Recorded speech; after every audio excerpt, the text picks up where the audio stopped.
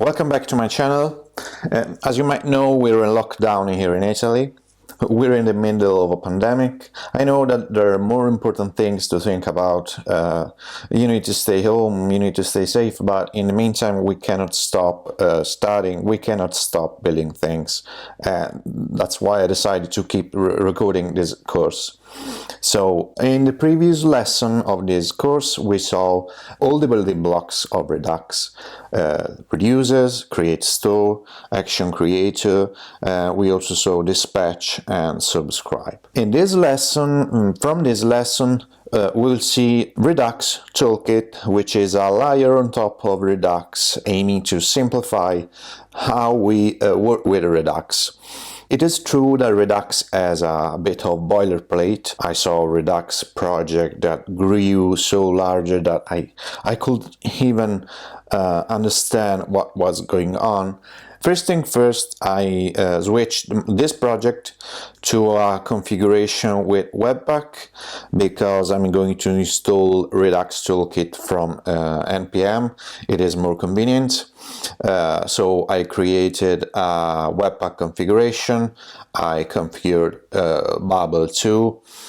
If you want to replicate the same environment, I've got a tutorial in the description for you. There is this HTML file that will be injected with our bundle by Webpack.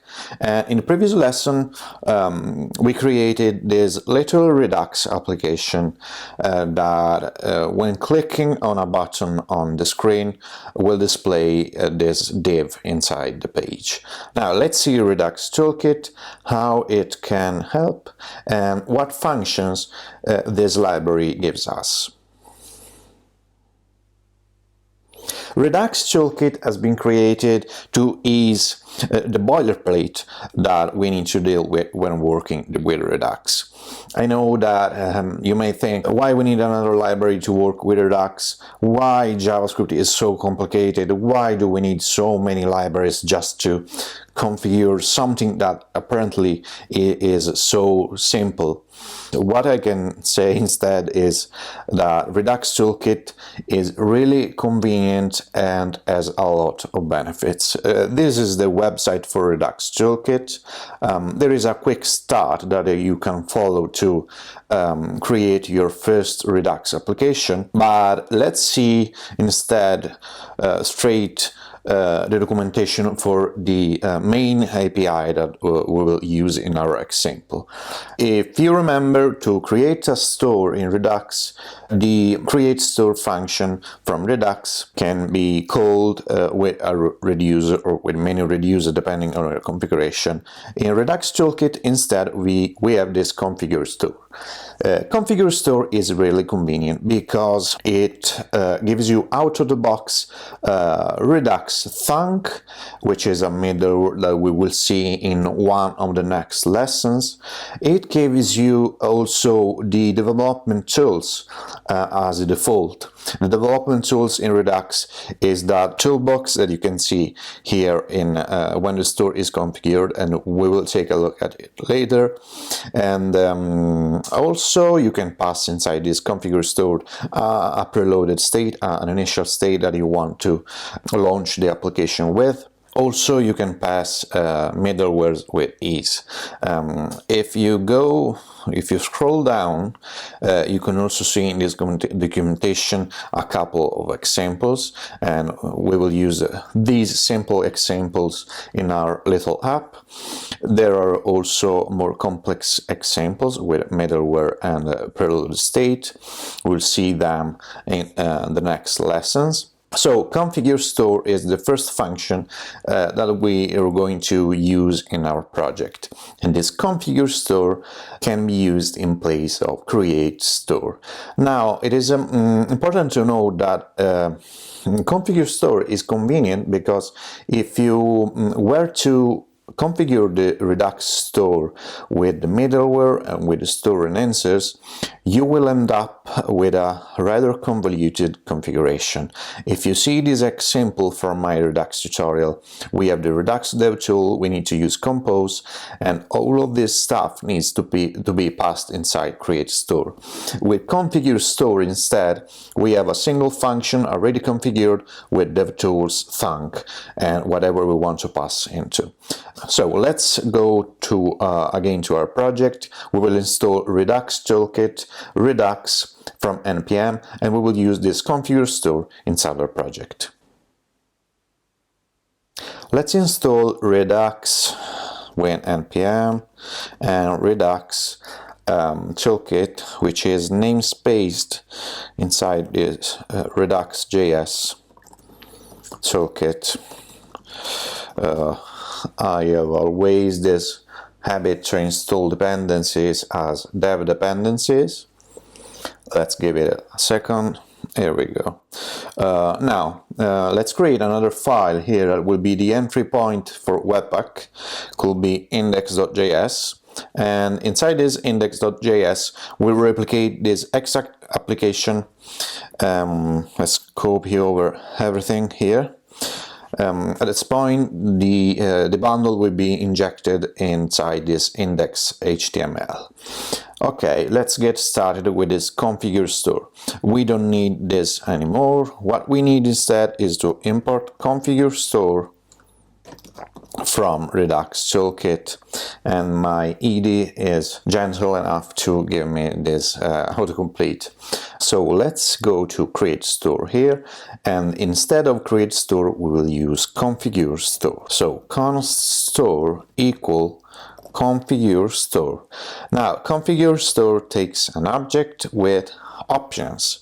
The first options is the reducer. So there could be many reducer, and we will see later how to have many reducer inside a Redux application.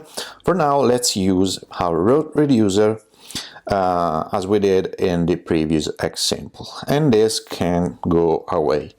I will leave this line here just for reference, and you can see that there are also many other properties for this configuration object.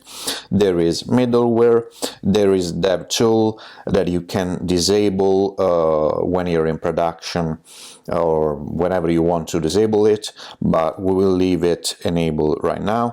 Let's give it a shot. npm start. That should open up a browser window. Now if I go here in this in the Firefox DevTool, I can see that clicking in this tab, the store is active, the tool is working. If I did everything right, by clicking here I should see Redux working in the page, and that's the case.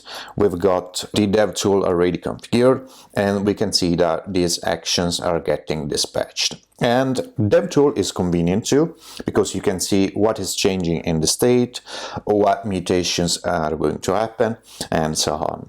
So first thing first, we've got configureStore working. Now let's take a look at another Redux Toolkit function with createAction that we are going to import here. What we need to do is just pass a string, whatever it is, uppercase or lowercase, that's up to you. So let's see the documentation for createAction. CreateAction, sorry, is an helper function that creates an action creator. So instead of writing the action creator, and if you remember, the action creator is a function returning an object, because Redux actions are JavaScript object. Instead of writing the action constant and the action creator, you can just call createAction, and that function will return an action creator. So you can imagine that we can get rid of this action creator here. Let's put this on top of this file, so we can have a better view of what we will remove from this code with createAction. Okay, we need two actions, button click and divisible. Const button clicked will be equal to createAction, and here we can pass a string. Now, if you use Redux Duck, you will name actions after the module name / action type. Since we're just, since we're on a simple application here, I will stick with this button clicked. Again, you can use an uppercase or a lowercase. To stay consistent, I will use a lowercase. To stay consistent with the documentation of Redux Toolkit, I will use a lowercase string. So we got button clicked, and let's create also the visible. Again, createAction, div visible. Now, this named actions, this named constant, and these actions creator can go away. Here we go.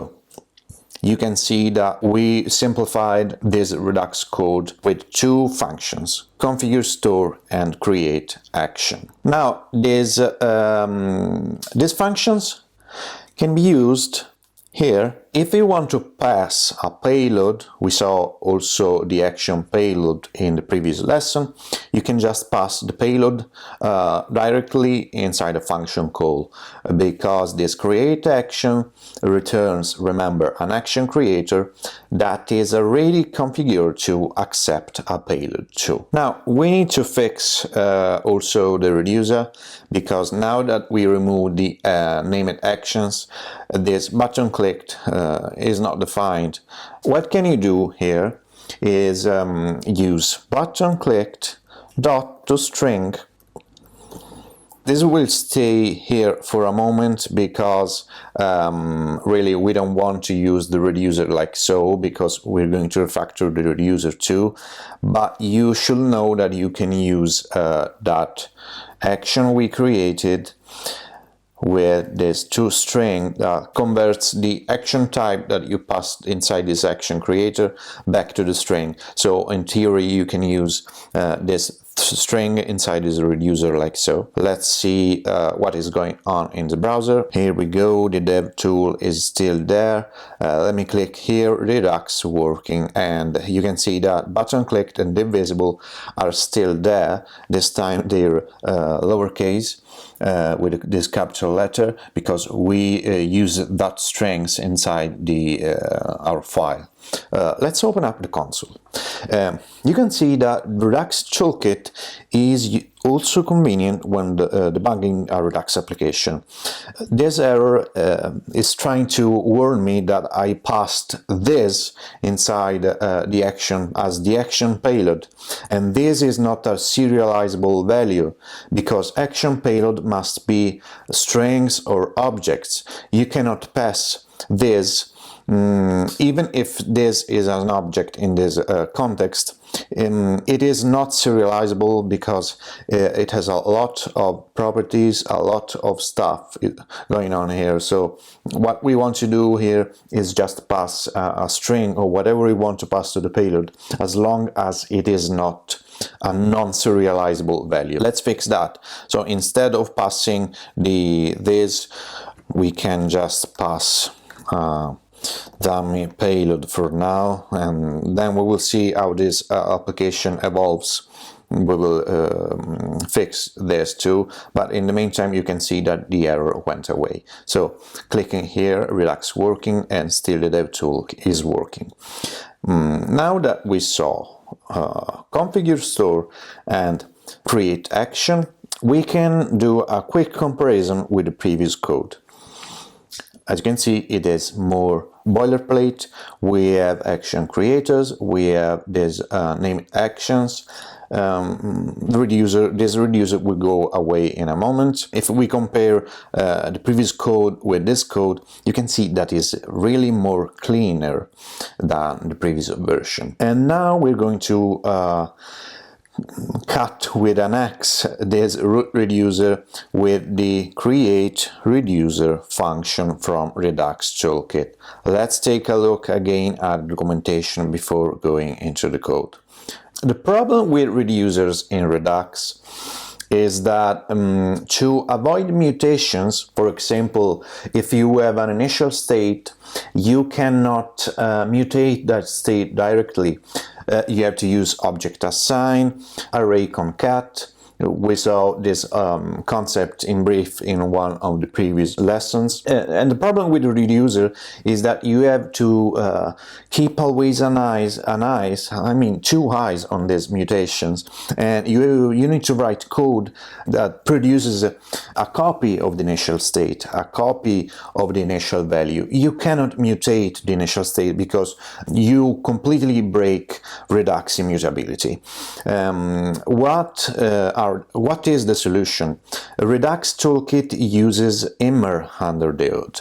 Now, immer, in brief, what immer does is that given an initial state, given an initial object, you can write mutations while keeping the initial object, the initial state, immutable, because the library will take care of the mutation for you. And this library is already a Redux Toolkit and is used by createReducer. Now, this is a classic reducer with a switch. It is the same style that we used in our previous example. With createReducer instead, you can use a mapping of properties and values, where the property, for example, if you want to increment something, decrement something, add a value to another value, that is kind of like an action, much like we did inside the classic reducer. For example, if you want to change this button click to yes, you intercept the action type, and when the action type is, for example, button click on the visible, you apply the mutation to the store by returning another state, a copy of the initial state. With createReducer instead, you provide a mapping of the action name with a corresponding function that will mutate the state. It is more concise than classic reducer, and in a moment we will refactor our reducer to use createReducer. Also note that it takes the initial state as a first argument. This example uses arrow function, which are a bit more concise than a regular function, and let's see how it looks like for our example. So we're going to refactor the original reducer here with const root reducer equal createReducer. createReducer takes the initial state and as a second argument, as we saw, takes an object which is a mapping with properties and values. The property can be the action that we want to check, and this code will map exactly to this case blocks here. But another thing we can do is use directly button click and divisible as dynamic properties for this object. So we can say button clicked inside brackets, and here we can pass a function. If you need the action, you can say state and action inside the parameters of this function. We don't need the action now, so let's pass just the state. And inside this function, we can return the new state, and we can mutate the initial state. So that will be state that button clicked equal yes. So what you can see here is that we are just mutating the initial state. Under the odd, immer will return a copy of the original state. It will not mutate directly this object. It is just that with this Redux Toolkit you need to change a bit your mental model. Keep in mind that Redux Toolkit is the recommended way to use Redux these days. So even if we saw the fundamental blocks of Redux, action creators, createStore, this style of creating the reducer, it is just because I wanted to show you how we wrote Redux in the past, because still you need to understand these building blocks before going to use Redux Toolkit. So let's add here another action check, and that will be div visible. Div visible again takes a function, and this function will return the next state while mutating, apparently by mutating the initial state, but this is again handled by immer that will just create a copy of this state. Let's see if the visible, oh no, with button click we just passed a dummy payload.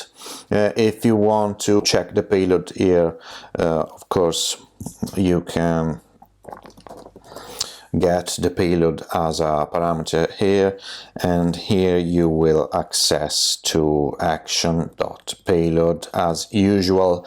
At this point we can remove this reducer, and you can see that we spared a lot of lines of code. createReducer is convenient because it will also always return the default state in case there are no action matching what we want to do. So even if you miss this return state in createReducer, you won't have any problem. You should know from previous lessons that if you forget to return the initial state, Redux will error out.